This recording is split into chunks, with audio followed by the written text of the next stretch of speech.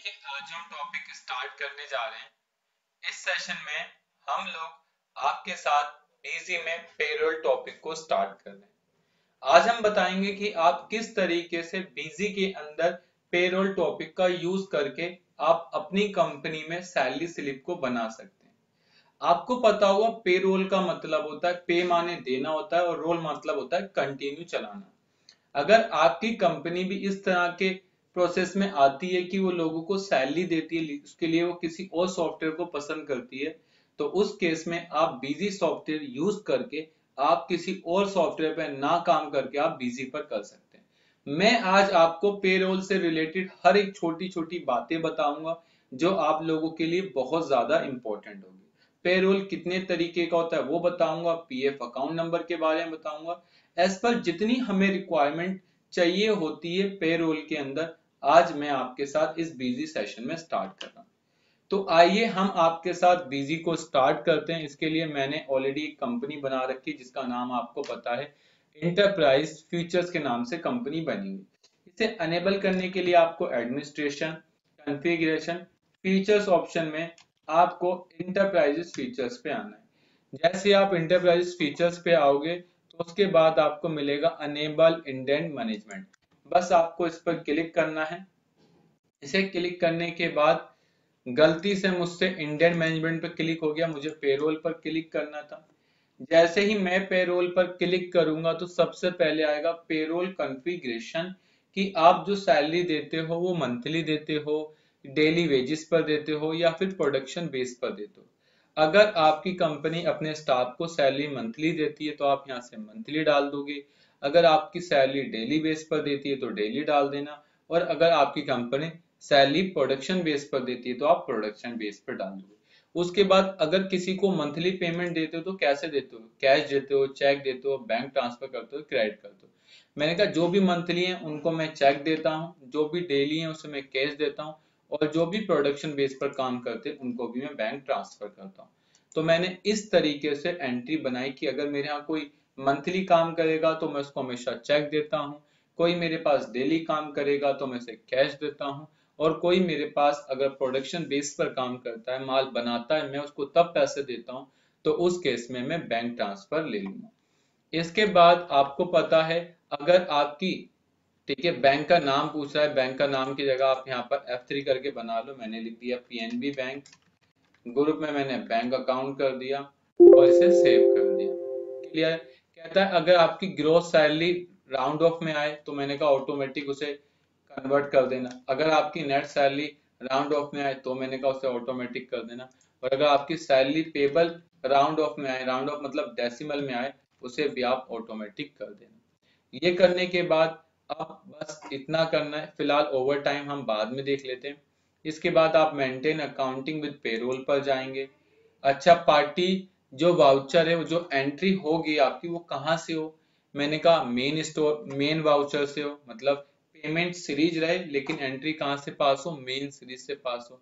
अच्छा, default account debit, आप किसको डेबिट करना चाहते हो?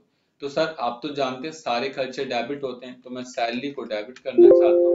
अच्छा, क्रेडिट किसको करोगे? अगर कैश से पेमेंट होगी तो मैं कैश को क्रेडिट करूंगा, अगर चेक से होगी तो पीएनबी को करूंगा, और अगर ट्रांसफर भी होगी तब भी मैं पीएनबी को करूंगा। इतना करके फिलहाल आपको सेव कर देना है। जैसे ही मैं इसको सेव करूंगा, इसको फिर सेव करूंगा, तो उसके बाद आपको अपनी कंपनी में क्या करना है, वाउचर सीरीज पर जाना है, और सबसे नीचे एक टॉपिक खुल जाएगा सैलरी कैलकुलेशन। आपको सैलरी कैलकुलेशन पे जाना है, मेन पर क्लिक करना है, वाउचर कॉन्फ़िगरेशन में जाना है, और आपको यहां से मिलेगा सैलरी कॉन्फ़िगर सैलरी कंपोनेंट। बस आपको सैलरी कंपोनेंट पर क्लिक करना है। Select salary company component order, मैंने कहा अर्निंग हमेशा बेसिक इसमें आएगी और डीए भी इसमें आएगा। डीए मतलब होता है डियरनेस अलाउंस, जिसको हिंदी में हम महंगाई भत्ता के नाम से जानते हैं। महंगाई भत्ता मतलब होता है कि अगर इतने परसेंट महंगाई बढ़ेगी तो हम आपकी सैलरी का भी इतने परसेंट आपको डीए देंगे। डीए मतलब होता है डियरनेस अलाउंसेस। और मैंने कुछ भी नहीं करा, इस टॉपिक को सेव करा, सेव करा। सेव करने के बाद मैं दोबारा इस टॉपिक पर गया और मैंने कहा जैसी बिल मेरा सेफ हो, मुझे ऑटोमेटिक वो क्या दे दे, स्लिप दे दे। तो मैंने इसे सेव कर दिया और इसको इस तरीके से सेव। ये करने के बाद मैं मास्टर में गया। मास्टर में आने के बाद मैं सबसे पहले अपने सैलरी कंपोनेंट पर गया और मैंने कहा जो मेरी बेसिक सैलरी है उसके अकाउंट में तुम एक अकाउंट बना रहा हूं जिसको तुम बेसिक सैलरी के नाम से डालना। जब भी मैं किसी को सैलरी दूंगा तो वो बेसिक सैलरी के नाम से उसके अकाउंट में ट्रांसफर। तो मैंने लिखा account to be debit basic salary. अगर आप यहाँ नहीं डालते तो बाय डिफॉल्ट जो तुमने वहां पर एडमिनिस्ट्रेशन में फीचर्स ऑप्शन में इन्वेंट्री के अंदर जो वहां सैलरी लिखा था उसको पिक कर लेगा। मैंने कहा इसे ऑटोमेटिक क्या कर देना, राउंड ऑफ, और मैंने इस तरीके से इसे सेव कर दिया। ऐसे मैंने डीएनएस को कॉपी करा और मैंने कहा इसको भी तुम डीएनएस के अंदर ट्रांसफर कर देना। तो मैंने F3 करा, कंट्रोल V करा, ग्रुप में मैंने सैंड्री क्रेडिटर्स लिख दिया, सॉरी एक्सपेंस लिख दिया। इसके बाद मैंने F2 करके सेव कर दिया। ये करने के बाद आप डीए परसेंटेज में देना चाहते हो, मैंने कहा परसेंटेज देना चाहता हूँ। अगर आप डिफॉल्ट अमाउंट कर दोगे तो वही अमाउंट उठाएगा। और सेट अपर लिमिट, क्या आप कोई लिमिट लगाना चाहते हो तो लगा सकते हो। साथ साथ इफेक्ट लीव इनकैशमेंट देना चाहते हो, अगर मतलब जो डीएनएस कैलकुलेट हो वो इनकैशमेंट में भी हो। लीव इनकैशमेंट मतलब होता है कि अगर तुमने 20 साल जॉब करी और 20 साल जॉब के दौरान आपने 240 दिन छुट्टी नहीं ली, आपकी कंपनी कहती है कि हम आपको 30 दिन की छुट्टी देंगे, लेकिन आप पूरे साल में 30 दिन की छुट्टी ना लेके कभी पूरे साल में 20 दिन की छुट्टी लेते थे, कभी पूरे साल में 10 दिन की छुट्टी लेते थे।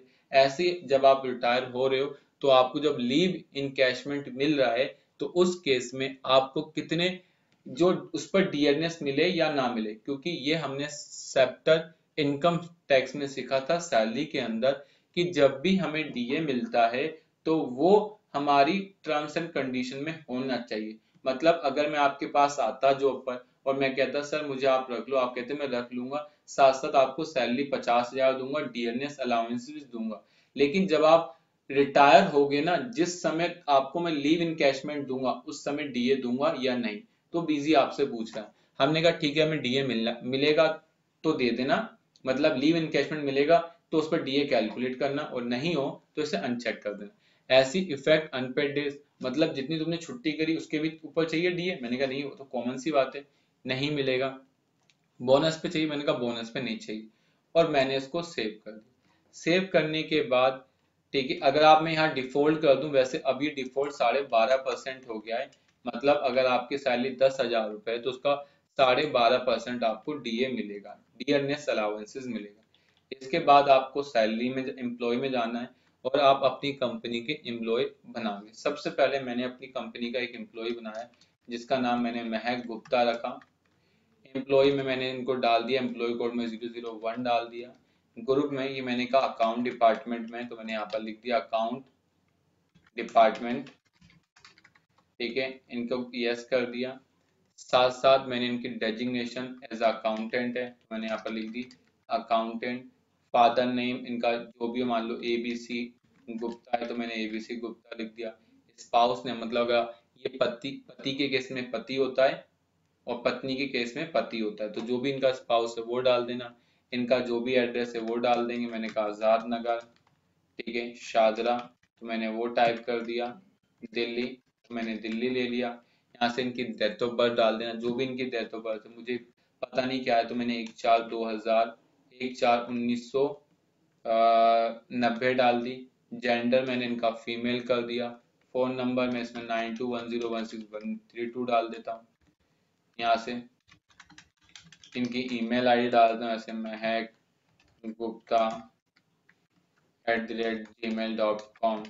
पिन नंबर इनका डाल देता हूँ मैं AACD, ठीक है, PG दिस, और इनकी डेट ऑफ ज्वाइनिंग मैंने कहा 1/4 से स्टार्ट है, अभी ये वर्किंग है। अच्छा सैलरी इनको मंथली देनी है, मैंने कहा मंथली सैलरी देनी, क्या बोनस मिलेगा, मैंने कहा इनको बोनस नहीं देना। और उसके बाद मैंने इसको जैसे ही सेव करा तो कह रहा इनकी पेमेंट तो बाय डिफॉल्ट चेक से होगी, मैंने कहा ओके, मैंने ओके करा।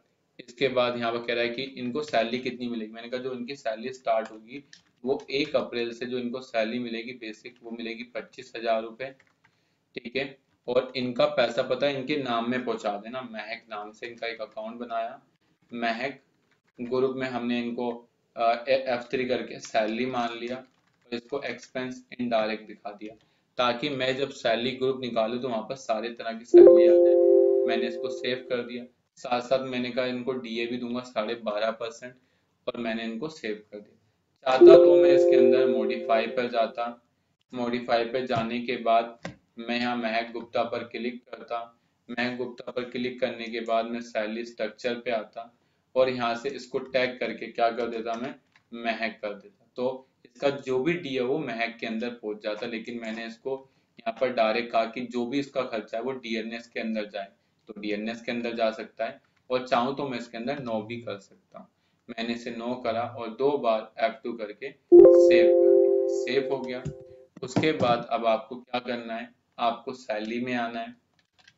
जीएसटी मिसलेनियस यूटिलिटी से ऊपर देखिए सैलरी कैलकुलेशन है, आपको सैलरी कैलकुलेशन पर जाना है, ऐड पर क्लिक करना है। कौन से मंथ की सैलरी दोगे, अप्रैल की, तो मई में दोगे। क्या रहेगा टाइप, मैंने कहा सैलरी। सैलरी मोड क्या रहेगा, मैंने कहा मंथली। कौन से मंथ की, अप्रैल। अप्रैल में कितने दिन होते हैं, 30 दिन। अच्छा, पेमेंट कैसे करनी है, मैंने कहा चेक से। कौन से बैंक से, पीएनबी से। और जैसे ही मैं इंटर मारूंगा, पी एम्प्लॉय मैनुअली पर जैसे ही क्लिक करूंगा, शो करूंगा, उसका नाम आ जाएगा। तो यहाँ देखो महक एम्प्लॉय था, एम्प्लॉय कोड 001 था। अनपेड डेज मैंने कहा इन्होंने 3 दिन छुट्टी करी तो 27 दिन ऑफिस आए। इनको सैलरी मिलेगी 22,500। इनका डीए बनता है 2812 रुपए। टोटल मिलाकर इनकी सैलरी 25,313 रुपए बनती है। लेकिन हम इनको अपनी कंपनी का सीटीसी मतलब कॉस्ट टू कंपनी, जब आप इंटरव्यू पे जाते हो ना तो वो आपको अपनी कंपनी की सीटी बोलता है कि हम आपको 3 लाख रुपए का सीटीसी देंगे। मतलब सीटीसी मतलब होता है कॉस्ट टू कंपनी। बहुत से लोग कंफ्यूज हो जाते हैं ये सीटीसी क्या है, तो वो सीटीसी होता है कॉस्ट टू कंपनी। इसके बाद आप इसे सेव कर दो। जैसे ही आप इसे सेव करोगे, सेव करने के बाद आपका डायरेक्ट प्रिंट निकलेगा। आप प्रिंट को यस करोगे, ओके पर जाओगे, और जैसे ही आप ओके पर क्लिक करोगे तो आप देख सकते हैं बिजी के अंदर आपकी कंपनी का नाम आएगा, जो एम्प्लॉय था उसका नेम, उसका कोड, उसका ग्रुप, उसका डेजिग्नेशन। पेड डेज 27 दिन है, अनपेड डेज 3 दिन है। बेसिक सैलरी उसकी 22,500 है।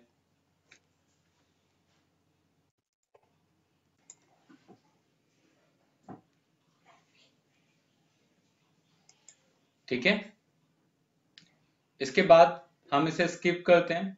स्किप करने के बाद ये हमारी पहली एंट्री होगी। अगर हमारी कंपनी में कोई दूसरा बंदा है जो एज अ प्रोडक्शन पे काम करता है तो आप यहाँ से वो एम्प्लॉय बना लें। जैसे हमारी कंपनी में एक एम्प्लॉय जिसका नाम पुनीत है, तो हमने यहाँ से पुनीत लिख दिया। ये हमारी कंपनी में एज अ वर्क करता है, या मान लो सेल में है और ये नॉर्मल वर्क करता है, तो हमने यहाँ सेल लिख दिया। डिपार्टमेंट जनरल रखा इसका। यहाँ पर मैंने इसकी डेजिग्नेशन डाल दी एज अ स्मॉल वर्क। ठीक है, इसका एड्रेस डाला, इसकी डेट ऑफ बर्थ डाली। मैंने कहा ये इसकी डेट ऑफ बर्थ 1992 है। इसका जेंडर डाला, इसकी वर्किंग डाली, और ये मेरी कंपनी में डेली बेसिस पर काम करता है। और मैंने कहा इसकी पेमेंट में कैश में करूंगा, मैंने कैश को सिलेक्ट करा। और मैंने कहा कि जब भी इसकी सैलरी आएगी मैं पर डे इसको 450 रुपए के हिसाब से पैसा दूंगा। अब मैंने इसको बात करी पैसे की, तो मैं सैलरी पर जाऊंगा, ऐड पर जाऊंगा, सबसे पहले मंथ सिलेक्ट करूंगा, यहाँ से डेली करूंगा। और मैंने कहा ये मेरी कंपनी में 8 घंटे काम करता है, मैं 8 घंटे के हिसाब से उसे पैसा दूंगा। मैंने कैश लिखा और इस पर जैसे इंटर मारा, पिक एम्प्लॉय पर गया, शो पर गया, और यहाँ से पुनीत को पिक कर लिया। जैसे ही मैंने पुनीत को पिक करा, हमें बताना पड़ेगा उसने महीने में कितने घंटे काम करा।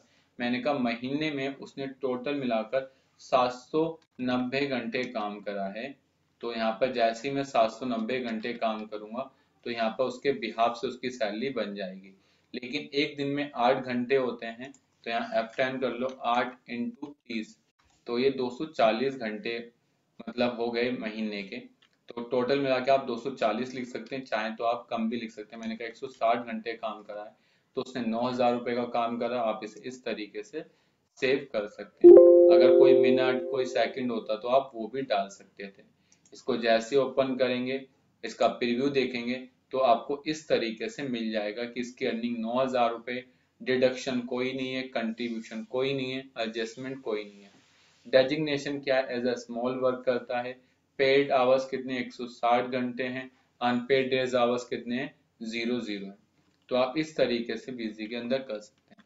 लेकिन अगर आपकी कंपनी में कोई प्रोडक्शन बेस पर काम करता है, मान लो मेरी कंपनी के अंदर एक बंदा है जो प्रोडक्शन बेस पर काम करता है, तो मैं यहाँ उसका नाम बना सकता हूँ। जैसे मैंने बोला मेरी कंपनी में एक आशीष है जो प्रोडक्शन पे काम करता है, मैंने ग्रुप जनरल रखा, उसकी डेट ऑफ बर्थ डाल दी, साथ साथ मैंने उसकी वर्किंग डाल दी और यहाँ से प्रोडक्शन लेकर मैंने इसे सेव करा। इसकी पेमेंट हमेशा बैंक ट्रांसफर होगी, पीएनबी से होगी, और मैंने इसको सेव करा। जब सेव करा तो उसने कहा बेसिक क्या रहेगी, मैंने कहा एक पीस के में से 8 रुपए दूंगा और जो भी पैसा है तुम इसके नाम से पहुंचा देना इसके अंदर। तो मैंने यहाँ आशीष लिखा, ग्रुप में मैंने इसको एक्सपेंस इनडायरेक्ट मान लिया, ये एक पार्टी की तरह है तो मैं इसे संडी क्रेडिटर्स मान लेता हूँ। मेंटेन बिल वाली टॉपिक को नो करता हूँ और इसको इस तरीके से सेव कर देता हूँ। सेव हो गया। सेव हो जाने के बाद अब मैं जाऊंगा सैलरी कैलकुलेशन पर, ऐड पर आऊंगा। मैंने यहाँ से तारीख ली, सैलरी सिलेक्ट करा, प्रोडक्शन डाला, तो यहाँ से कौन से मंथ की, मैंने कहा ये। अच्छा, एज पर स्ट्रक्चर, मैंने कहा जी as per structure. As per structure का मतलब क्या होता है कि मैंने जो वहाँ 3 रुपए फिक्स, 8 रुपए फिक्स करें उसके बिहाफ से इंटर मारूंगा, पिक एम्प्लॉय पर जाऊंगा, शो पर क्लिक करूंगा, आशीष का नाम लूंगा और ओके करूंगा। अच्छा, क्या कितने रुपए पे करने, तो आपको यहाँ बताना पड़ेगा कि बेसिक क्या है, डीए क्या है, ग्रोस क्या है, नेट क्या है। तो आप यहाँ से एम्प्लॉय का कोड बता सकते हो। लेकिन अगर आप यहाँ जाओगे तो यहाँ पर एज पर स्ट्रक्चर बनाना पड़ेगा। स्ट्रक्चर तो आपके पास नहीं है, तो आप यहाँ कर सकते हैं एज स्पेसिफाई हियर। मैंने कहा मैं टोटल इसको एक पीस के 8 रुपए दूंगा। मैंने 8 रुपए सिलेक्ट करे, एंटर मारा, पिक एम्प्लॉय पर गया, शो एम्प्लॉय करा, और यहाँ से जैसे ही मैं ओके करूंगा तो यहाँ मुझे बताना पड़ेगा। अच्छा, यूनिट उसने कितनी बनाई, मैंने कहा महीने में उसने टोटल मिलाकर 190 यूनिट बनाई, तो उसका अमाउंट हो गया 1520 रुपए। मैंने कहा उसने टोटल महीने में 790 यूनिट बनाई, तो इसने का काम करा। ठीक है, इसके बाद आप चाहते तो यहाँ से एज पर स्ट्रक्चर बना भी सकते थे। ठीक है, जो आपने उसके अंदर फिक्स कर रखा था, ये उससे भी पिक कर सकते हो और यहाँ एज पर हियर भी डाल सकते हो, और आप यहाँ से भी इसको पिक कर सकते हैं। तो ये आपके पास दोनों तरह के ऑप्शन है कि आप उसे किस तरीके से ट्रीट करना चाहते हैं। क्लियर है? उसके बाद आप सेव कर दो, मैंने यहाँ से सेव कर दिया, यूनिट बढ़ाकर सेव करा। सेव करने के बाद मैं इसका प्रिंट पर जाऊंगा और जैसे ही इंटर मारूंगा तो आप देख लीजिए यूनिट प्रोडक्शन 1200 स्टार्ट हुई, अर्निंग उसकी 10,800 की हुई है। तो आप इस तरीके से बिजी के अंदर, चाहे आप किसी को मंथली, चाहे आप किसी को डेली, और आप चाहे किसी को बेसिक सैलरी कर सकते हैं। लेकिन आपको वही स्टेप को फॉलो करने, दो स्टेप मैंने आपको बताए थे। इसके बाद आपको एडमिनिस्ट्रेशन में जाना है, कॉन्फ़िगरेशन में जाना है, फीचर्स ऑप्शन में आना है, और अब आपको इंटरप्राइज के अंदर हम कुछ और टॉपिक आप लोग के साथ डिस्कस करेंगे, जैसे अनेबल ओवर टाइम। अगर आपकी कंपनी ओवर टाइम में काम करती है, मतलब अगर आपकी कंपनी का कोई भी एम्प्लॉय ओवर टाइम करता है, तो क्या आप उसे अलग से पैसे देना चाहते हो? अगर देना चाहते हो तो आप इस टॉपिक को यस करें। जैसे ही आप इस टॉपिक को यस करेंगे, यहाँ सेव करेंगे, तो अब आपकी कंपनी में जो भी एम्प्लॉय बना होगा, यहाँ पर आप जाएंगे एम्प्लॉय, यहाँ से अब महक गुप्ता को जैसे आप ओपन करेंगे तो यहाँ पर आपको एक टॉपिक और मिलेगा जिसका नाम है ओवर टाइम। बस आपको ओवर टाइम पर क्लिक करना है और इसको जैसे ही आप सेव करेंगे तो ये आपसे पूछेगा कि आपकी पेमेंट क्या रहेगी। मैंने कहा सैलरी तो चेक से रहती है, लीव इन कैशमेंट मैंने बताई नहीं, लेकिन मैंने ओवर टाइम बता दिया कि जो भी मैं ओवर टाइम की पेमेंट करूंगा वो मैं कैश में करूंगा, चेक से नहीं करूंगा।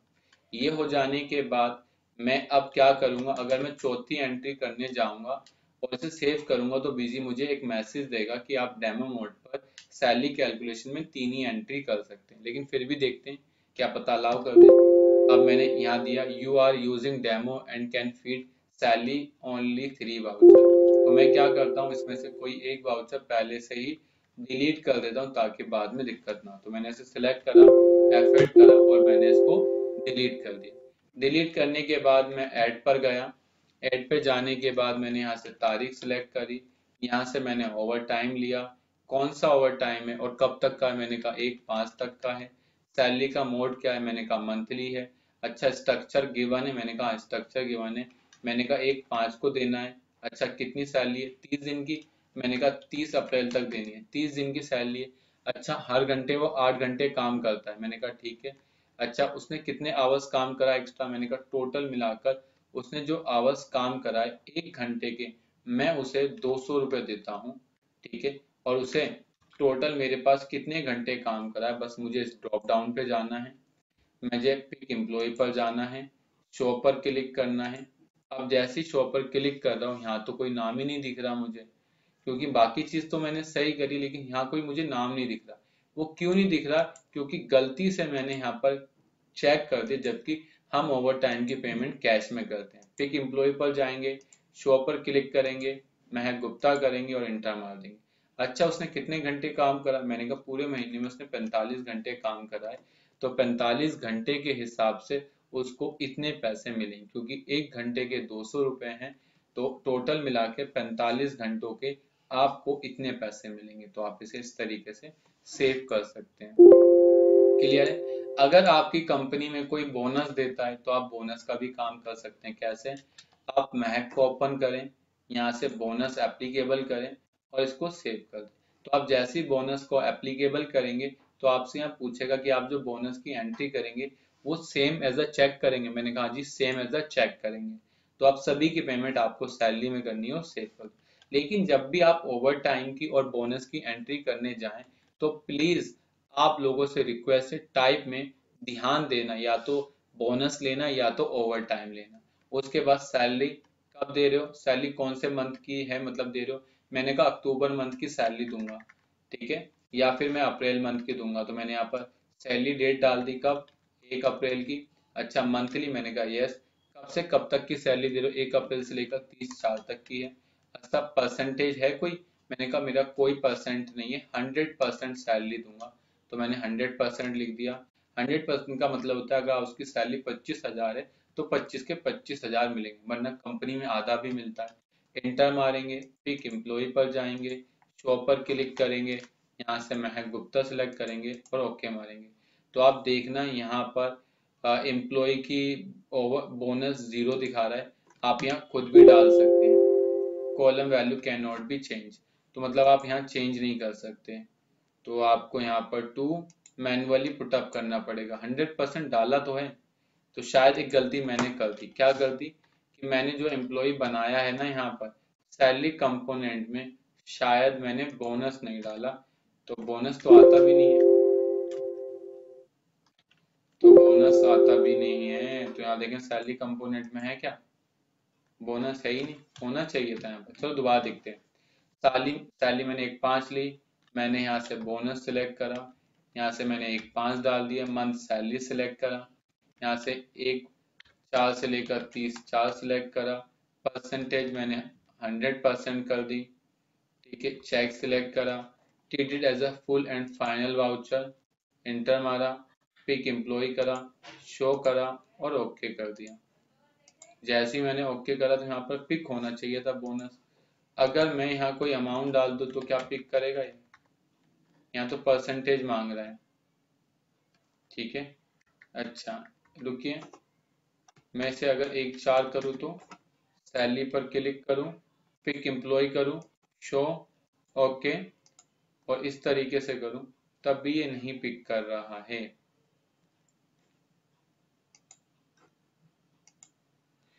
क्या हो गया, क्यों नहीं पिक कर रहा।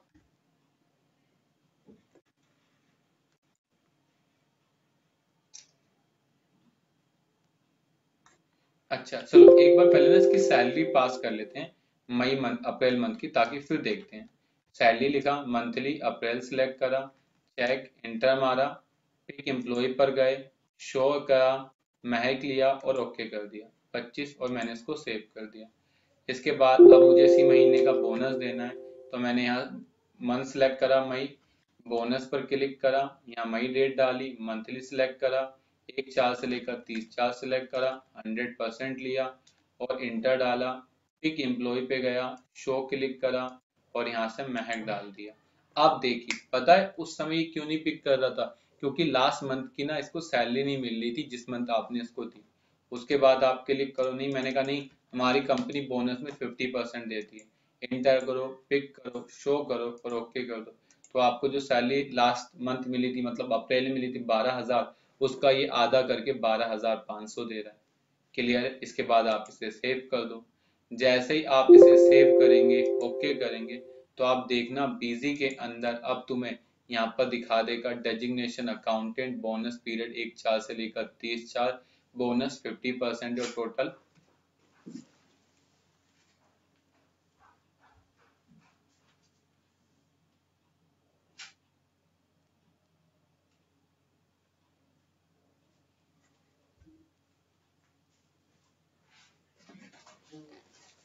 ठीक है, तो टोटल आपका जो बोनस है वो 12,500 का है। तो इस तरीके से कर सकते हैं। इसके बाद मैं तीनों एंट्री को डिलीट कर देता हूँ। मैं मॉडिफाई पे आया, इसको सिलेक्ट करा और एफेक्ट कर। तो देख लीजिए, मैं आपको छोटे छोटे स्टेप करके दिखा रहा हूँ ताकि आपको किसी कंपनी में कोई दिक्कत ना हो। इसके बाद आपको कॉन्फ़िगरेशन फीचर्स ऑप्शन में जाना है, एंटरप्राइज फीचर्स में आना है, अनेबल पेरोल पर क्लिक करना है और इसके बाद आता है अनेबल लोन मैनेजमेंट और साथ साथ आपको मिलता है अनेबल एडवांस मैनेजमेंट। जैसे आप इस टॉपिक को क्लिक करते हो, advance detail please specify advance account in the employ master if you are using account with payroll feature, तो आप इसको यस कर दें। इसने कहा कि अगर आप किसी को एडवांस देते हैं या आप किसी को लोन देते हैं, आपकी कंपनी में कई बार होता है कि आपके एम्प्लॉय को पैसों की आवश्यकता पड़ जाती है, तो उस केस में आप इस टॉपिक का यूज कर सकते हैं। क्या करेंगे आप? सबसे पहले यहाँ दो अकाउंट बना लो, जैसे महक लोन के नाम से, ये हम इसको लोन दे रहे हैं तो ये हमारे लिए लोन एंड एडवांस असेट्स की तरह होगा। इसको हम सेव करेंगे और सेव कर देंगे। हमने यहाँ महक, तो हमने यहाँ से एक पार्टी बनाई महक,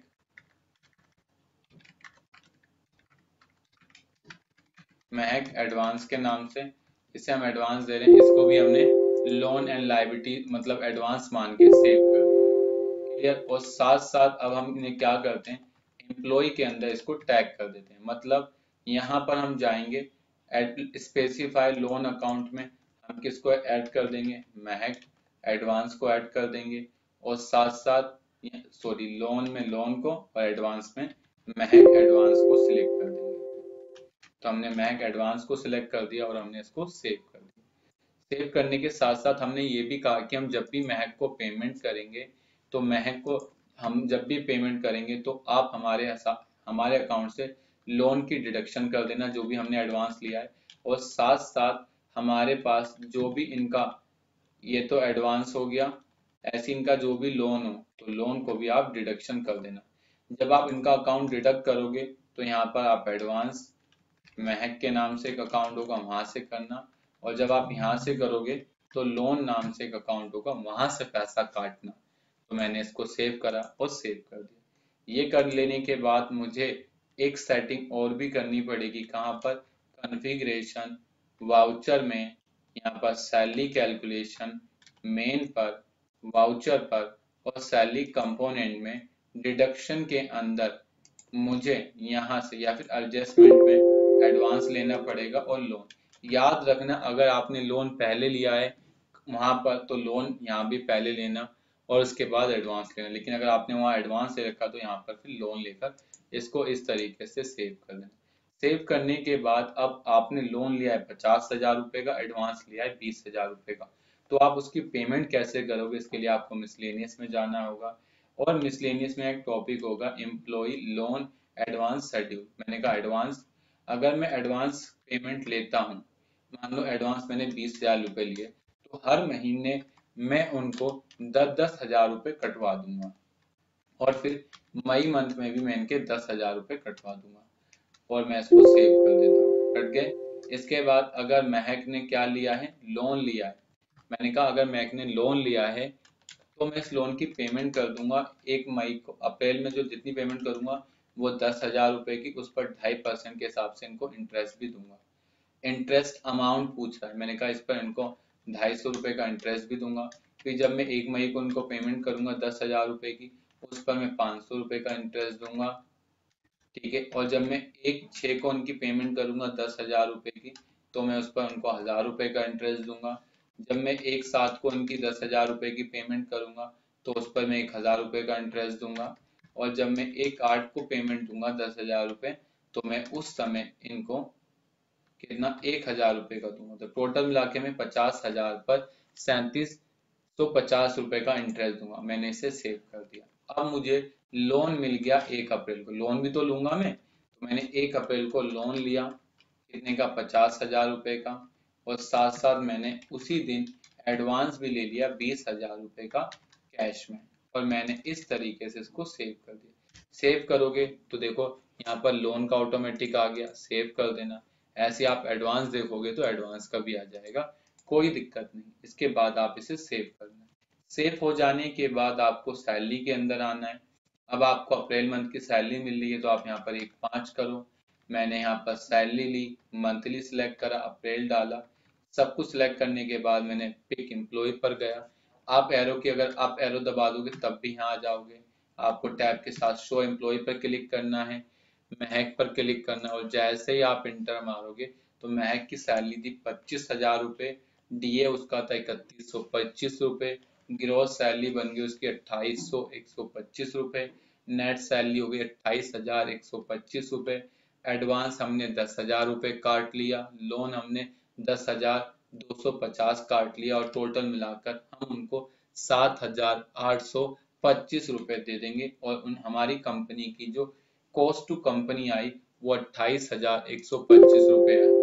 clear. Interest loan account is not specify for salary component. कह रहा है कि जो भी लोन मिलेगा वो किस अकाउंट में जाएगा, वो तो कंपनी के लिए इनकम है।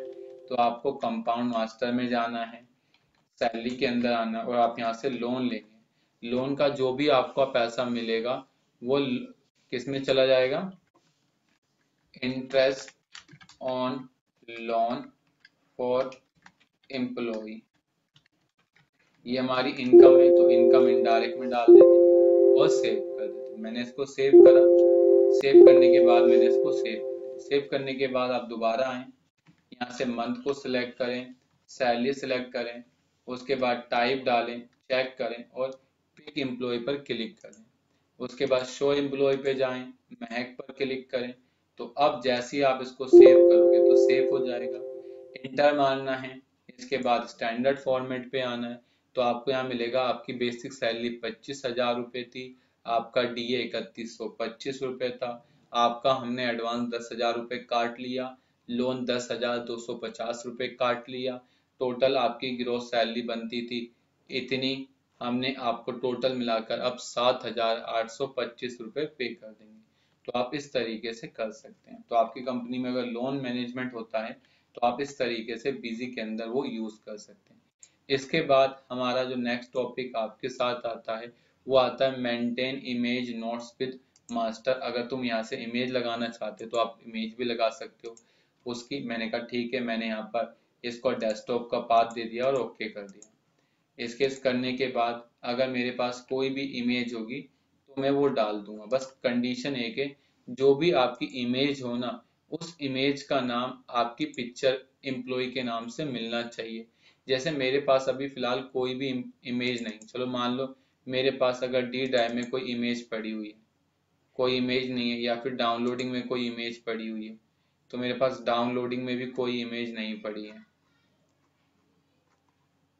ठीक है, चलो ये मान लो ये इमेज पड़ी हुई है, ठीक है, तो मेरी इमेज है, ये इमेज पड़ी हुई है। चलो मान लो ये इमेज लगा देते हैं। तो हमने इसको सिलेक्ट करा, इसका नाम हमने महक रख दिया, इसको कट करा और डेस्कटॉप पर हमने इसे कंट्रोल बी के साथ पेस्ट कर दिया।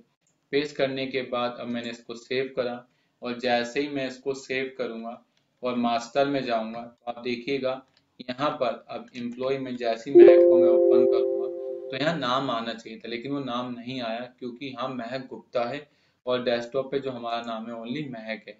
तो हम इसको गुप्ता कर देंगे। हमने यहाँ से महक गुप्ता ले लिया, तो हमने इसे स्मॉल लेटर में लिख देते हैं। स्मॉल और उसका कोई मतलब नहीं बनता कि आप किस लेटर में लिखते हो, बस जैसे आप इंटर मारोगे आपकी पिक्चर आ जाएगी। तो आप डबल जैसे क्लिक करोगे तो आपकी यहाँ से पिक्चर शो हो जाएगी इस तरीके से। क्लियर है, इसको आप क्लोज कर दो और सेव कर दो।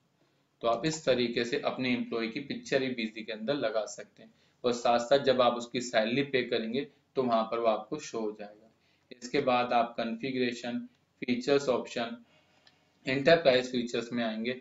तो नेक्स्ट टॉपिक जो आपको पेरोल के अंदर मिलेगा वो है मेंटेन पासपोर्ट वीजा कॉन्टैक्ट। अगर आपकी कंपनी फॉरेन एम्प्लॉय को हायर करती है तो आप उस केस में उनका पासपोर्ट नंबर ही मेंटेन कर सकते हैं। जैसे महक कहीं बाहर से आई है तो मैंने यहाँ पर सिलेक्ट करा और इसे इस तरीके से सेव कर दिया।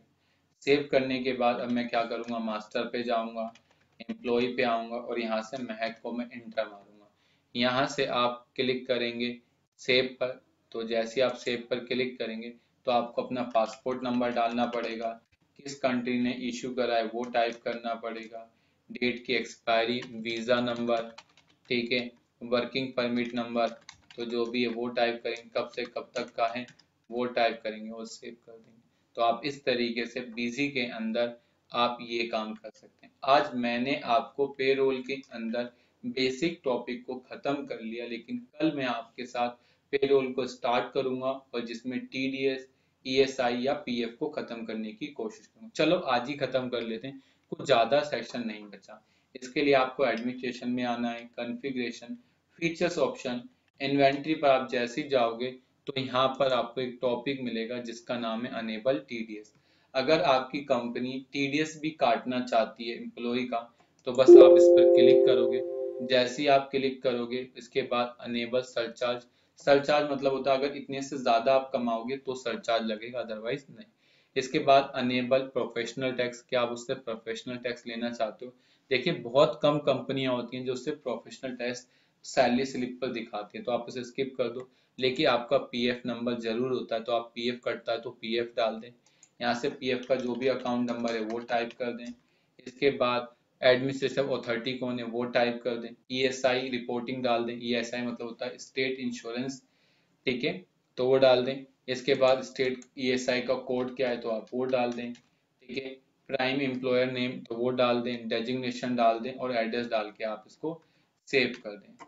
इस तरीके से जब आपने इसको सेव कर दिया उसके बाद आपको इसे सेव करना है।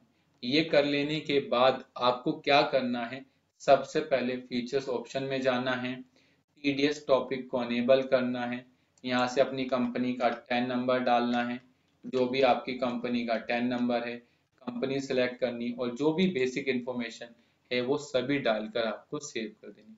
सेव करने के बाद सैलरी कंपोनेंट में जाना है, सैलरी कैलकुलेशन को पिक करना है, वाउचर कॉन्फ़िगरेशन में जाना है और अब तुम्हें यहाँ से डिडक्शन में सबसे पहले ईएसआई लेना है और डिडक्शन में पीएफ लेना है। आप सभी को पता है कि आप जितनी भी सैलरी कमाते हैं उस पर ईएसआई भी कटता है और पीएफ भी कटता है, साथ साथ और एडजस्टमेंट में टीडीएस डालकर इसे आप सेव कर दें। ये हो गया।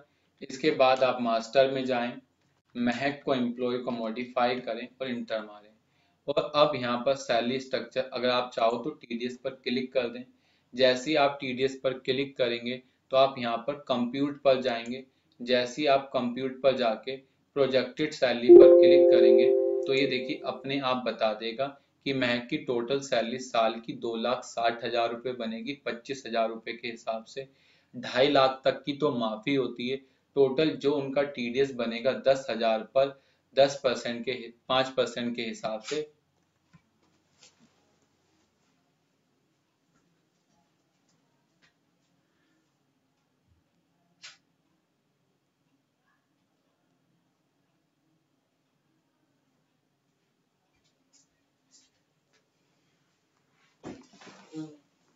ठीक है, 2,60,000 रुपए। और आपको तो पता है सैलरी स्लैब हमारा कैसे होता है। सैलरी स्लैब होता है अगर 0 से 2.5 है तो नील, मैंने यहाँ से ले लिया। अगर हमारा सैलरी 0 से 2.5 है तो वो नील है। उससे जितना ऊपर है 2.5 लाख से 1 रुपए से लेकर 5 रुपए तक है, 5 लाख तक है तो कितना परसेंट है, 5% है। 5 लाख 1 रुपए से लेकर अगर 10 लाख है तो आपका कितना है, 20% है। और 10 लाख से अबव है, अबव 10 लाख, तो उस केस में आपका कितना परसेंट है, 30% है। तो आप यहाँ से 30 ले लेंगे। अब महक की तो पहले 2.5 लाख की नहीं ले, बच्चे कितने 2.5 लाख, 10,000, 10,000 का 5% निकालो तो 500 आएगी। तो बीजी ने लिख दिया कि आपकी जो सैलरी कटेगी वो 500 कटेगी। लेकिन अगर मैं महक की सैलरी बढ़ाकर, बेसिक सैलरी बढ़ाकर 25,000 से, अभी देखो क्यों नहीं चेंज हो रहा, क्योंकि आपने ऑलरेडी एंट्री करी हुई है। तो मैं क्या करता हूँ, मैं जो एंट्री कर चुका हूँ मैं उसको डिलीट कर देता हूँ आप लोगों को समझाने के लिए। इसको मैंने पकड़ा और यहाँ से सिलेक्ट करा और F8 करके डिलीट कर, डिलीट करने के बाद दोबारा मैं एम्प्लॉय पर आया, मॉडिफाई पर गया, महक को सिलेक्ट करा और सैलरी में जाकर मैंने अब इनकी सैलरी साल की, महीने की 45,000 रुपये कर दी। और उसके बाद मैंने यहाँ से एडवांस ले लिया, फिर TDS लिया, फिर आपका ESI लिया और फिर आपका PF ले लिया। इस तरीके से मैंने इसको सेव कर दिया। ये कह रहा है पहले अर्निंग होगी, फिर डिडक्शन होगा और फिर एडजस्टमेंट होगा। तो सबसे पहले आपको, चलो ये बाद में देखते हैं, पहले मुझे इसको सिलेक्ट करके सैलरी महक की 45,000 रुपये करनी थी और मैंने इसको सेव कर दिया। इसके बाद मैं TDS चार्ट में जाऊं, लेकिन फिलहाल मैं इसको पहले सेव करता हूं। सेव करा और दोबारा अब महक के अकाउंट को ओपन करता हूं। मैंने अब TDS पर गया, TDS पे करने के बाद यहाँ पर आपको जो भी चीजें चाहिए वो डाल सकते हो। आप कंप्यूट सैलरी पर क्लिक करो, प्रोजेक्टेड पर आओ और जैसे इंटर मारा तो उन्होंने कहा देखो इनकी सैलरी 5 लाख रुपए, और जैसे इनकी सैलरी साल की 5 लाख होगी, इनका पूरे साल में TDS कटेगा 12,500 रुपए का। और जब पूरे साल में 12,500 का TDS कटेगा तो हर महीने TDS कितना कटेगा, तो अगर मैं 12,500 को 12 से डिवाइड कर दूं तो हर महीने इतने का TDS कटेगा। तो मैंने वो डाल दिया, ठीक है। लेकिन ये 12 कितना है, 1,041.67 रुपये, ये टोटल है। तो आप इसमें से क्या कर दो, इसका 3% निकाल लो। तो मैंने इसका 3% निकाला, ठीक है। तो 1.03 करा, इंटर मारा तो इतना आएगा। और बाकी मैं क्या करूंगा, इसमें से माइनस कर दूंगा क्योंकि इंक्लूसिव हो गया ना। तो मैं यहाँ से चाहूँ तो मैं सरचार्ज को हटा भी सकता हूँ या पूरा यही डाल दूँ, ठीक है, कोई दिक्कत नहीं, सरचार्ज डालने की आवश्यकता नहीं है। और दूसरा, अगर आप चाहते हो नहीं सर ये अपने आप सभी के अंदर ऑटोमेटिक फिल हो जाए, तो आप कंप्यूटर पर क्लिक करो, प्रोजेक्टेड पर जाओ और आप इसे यहाँ से कितने साल में इफेक्ट करना चाहते हो, मैंने कहा 12। और जैसे ही मैंने यहाँ से 12 करा तो उसने मुझे बता दिया कि हर महीने तुम्हें इतना TDS काटना है, इतना सरचार्ज काटना है, टोटल मिलाकर आपकी सैलरी कटेगी इतनी, सरचार्ज कटने के बाद टोटल हो जाएगा 13,000 रुपये। तो आप यहाँ से डाल दो 1,041.67 और 51 रुपये 67 पैसे। आपको पता है 4% सेस भी कटता है, F7 F7 F7 F7 ऐसे यहाँ भी आप टाइप कर दो। उसके बाद F7 F7 F7 F7 F7 ये कर दो और इसके बाद आप इसे सेव कर दो। सेव हो गया। सेव हो जाने के बाद अब तुम्हें याद रखना सैलरी कंपोनेंट में सबसे पहले अर्निंग आती है, अर्निंग के बाद आपकी आती है क्या, डिडक्शन। डिडक्शन में आपकी ESI आएगी और फिर आपका PF आएगा, फिर आपका एडवांस आएगा, फिर आपका वो आएगा, आपका लोन आएगा, फिर आपका क्या आ जाएगा, फिर आपका TDS आ जाएगा। इसके बाद आप लोन पे यस करो एडवांस पर, यहाँ से महक एडवांस डाल दो और यहाँ से आप महक लोन टाइप कर दो और उसके बाद आप इसे सेव कर दो। सेव हो गया। सेव हो जाने के बाद कुछ और काम आपको करने, आपको एम्प्लॉय पर सैलरी कंपोनेंट पर जाना है, मॉडिफाई पे आना है, ESI को पिक करना है। और आप सभी को पता होगा ESI जो हमारा कटता है उसकी फुल फॉर्म होती है एम्प्लॉय स्टेट इंश्योरेंस, और ये टोटल मिलाकर डिफर्ड वैल्यू पर एक 1.75% हमारा कटता है। तो यहाँ पर लिख दिया set default value for component, मैंने कहा 1.75%। अच्छा, ये जो हमें मिलेगा वो किस पर मिलेगा, लीव इनकैशमेंट में मिलेगा या फिर अनपेड डेज पर मिलेगा या ओवर टाइम। मैंने कहा ओनली पेड डेज पर मिलेगा, ना ही ओवर टाइम पे मिलता, ना ही ये बोनस पर मिलता और ना ही ये किस पर मिलता, इफेक्ट लीव इनकैशमेंट पर मिलता। मैंने इसे सिलेक्ट करा। ये करने के साथ साथ यहाँ पर कह रहा है विद इफेक्ट कितना है 4.75% कटेगा। इसके बाद अगर आप यहाँ से कुछ लिमिट डिसाइड करना चाहो तो आप यहाँ से लिमिट भी बना सकते हैं कि आपका टीडीएस कितना कटना चाहिए वगैरह वगैरह। तो आप यहाँ पर लिमिट कंपोनेंट भी डाल सकते हैं। मैंने कहा नो लिमिट, जितना होगा उसका 4.5% कटेगा। तो मैंने यहाँ से लिख दिया। अगर ये कभी चेंज होगा तो आप यहाँ पर जाकर चेंज भी कर सकते हैं। क्लियर है? आप चाहो तो अगर ये राउंड ऑफ में आए तो इसे आप ऑटोमेटिक राउंड ऑफ कर दो और इसके बाद इसे सेव कर दो। क्लियर है? ये हो जाने के बाद आप यहाँ पर पीएफ अकाउंट्स ले लें। पीएफ अकाउंट आपको पता है कि टोटल आपका 12% मैक्सिमम कट सकता है आपकी सैलरी का, और जो इस पर इंटरेस्ट मिलेगा वो 9.5% से ज्यादा नहीं होना चाहिए एज पर आवर रूल। ठीक है, इंडियन रूल के हिसाब से income tax under section 7 income deem to be receive कहता है कि अगर तुम्हें पीएफ में कंट्रीब्यूशन करते हो तो 12% तक तो अलाउ है, लेकिन अगर उससे ऊपर करोगे तो income deem to be receive मान लिया जाता है। क्लियर है? टैक्स कंट्रीब्यूशन अगर आप किस तरीके से कंट्रीब्यूशन करना चाहते हो तो यहाँ पर लिखा है कि देखो ये होता है, बहुत लंबा काम है पीएफ का, जिसमें अकाउंट 1 होता है, अकाउंट 2 होता है, अकाउंट 10 होता है, अकाउंट 21 होता है और अकाउंट 22 होता है। इसमें जो आपका अकाउंट 1 में होता है उसमें आता है एम्प्लॉयर प्रोविडेंट फंड, जिसमें आपका 3.67 कटता है। एक होता है एडमिनिस्ट्रेटिव चार्ज, वो 0.65 कटता है। आपका एक पेंशन फंड होता है, एक एम्प्लॉय डिपॉजिट लिंक इंश्योरेंस होता है और एक एडमिनिस्ट्रेटिव चार्ज होता है। पता है ये सभी पीएफ के अंदर आता है, लेकिन सब इसके बारे में नहीं जानते, वो सब एक ही नाम से जानते हैं, पीएफ अकाउंट। तो ये इसके अंदर मतलब पीएफ के अंदर आपका इंश्योरेंस भी होता है, आपकी अगर डेथ हो जाएगी तो उस पर आपको पैसा भी मिलेगा। तो पीएफ बहुत बड़ा है, प्लीज आप ये नहीं कहेंगे पीएफ तो हमारा कटता है और फ्यूचर में पैसा मिलता है, इसमें बहुत सारे अकाउंट्स भी होते हैं। क्लियर है? फिलहाल आप इसको सेव कर दें और सेव कर दें। इतना हो जाने के बाद अब तुम्हें क्या करना है, सैलरी पर जाना है, जिस भी मंथ की सैलरी देनी है वो सिलेक्ट करना है। सैलरी करनी है, मंथली करनी है, अप्रैल करना है, और उसके बाद आपको पिक पर जाना है, यहाँ से शो एम्प्लॉय पर क्लिक करना है और ओके कर देना। जैसे ही आप ओके करोगे तो यहाँ पर देखिए आ गया, महक की सैलरी 45,000 रुपये सैलरी थी, जिस पर 56,625 रुपये उनका डीए बना। टोटल सैलरी 50,625 रुपये हो गई। ईएसआई पीएफ इतना कटा, लोन ले रखा था इतना कट गया, टीडीएस इतना कटा। टोटल मिलाकर हम उनको जो पे करेंगे वो पे करेंगे 26,606 रुपये पे करेंगे, और हमारी कंपनी की कॉस्ट टू कंपनी निकल गई 55,002 रुपये। इसके बाद आप जैसे ही इसको सेव करोगे, सेव करने के बाद प्रिंट पे स्लिप, मैंने कहा यस, मैंने इस पे प्रिंट पर क्लिक करा। यहाँ से मैंने स्टैंडर्ड लिया और जैसे ही मैं इसका प्रीव्यू करूंगा तो अब देखिए महक Gupta, code number, group account department, designation accountant, PF number this, ESI number this, paid days 30, total 45,000 उनकी बेसिक सैलरी थी, डीए इतना हो गया, टोटल मिलाकर इतनी तनख्वाह बन गई उनकी।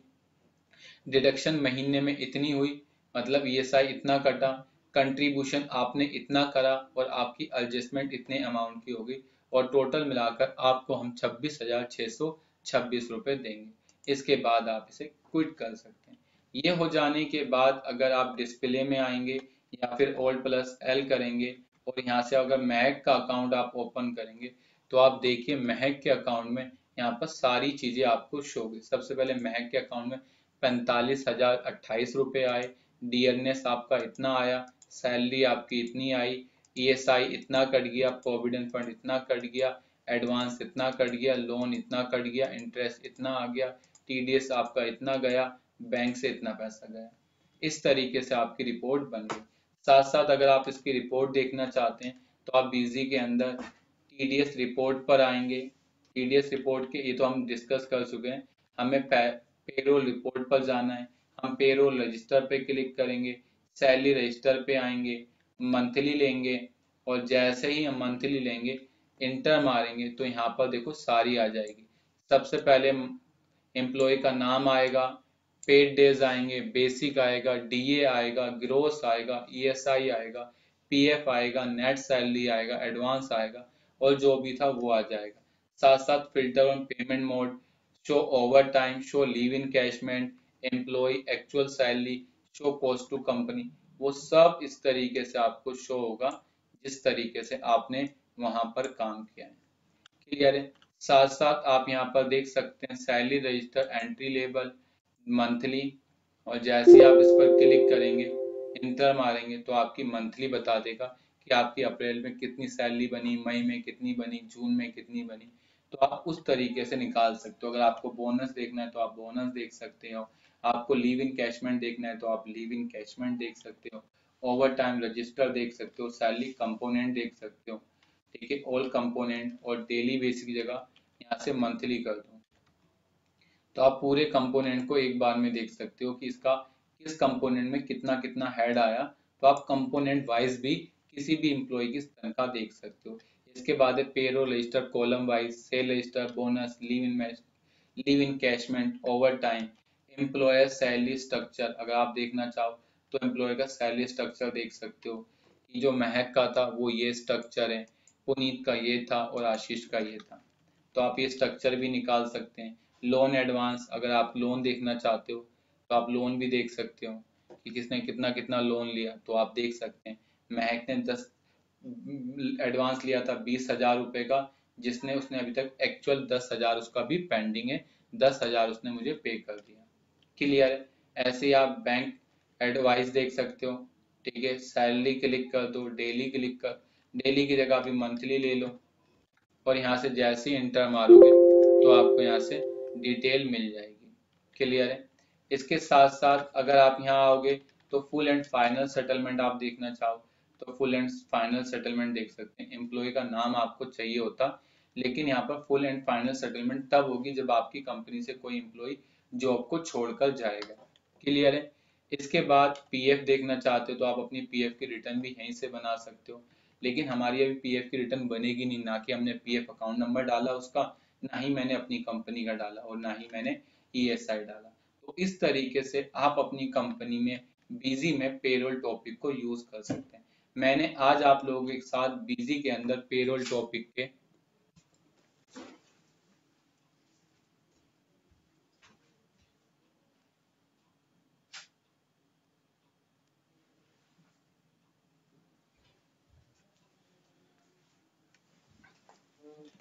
मैंने आज आप लोगों के साथ बीजी के अंदर अपने पेरोल टॉपिक को कंप्लीट कर लिया। जितने भी हो सकते थे एज पॉसिबल हर एक पॉइंट को डिस्कस करा, समझाया, ताकि आप लोग क्लियर हो जाएं। प्लीज आप कम से कम इस वीडियो को 2 या 3 बार देखें, ताकि आप लोगों को हर एक टॉपिक क्लियर हो जाए, ताकि आप बीजी के अंदर अपना पेरोल स्ट्रक्चर इजीली तरीके से मेंटेन कर सकते हैं। तो बस आज के लिए इतना ही। Thank you for watching video.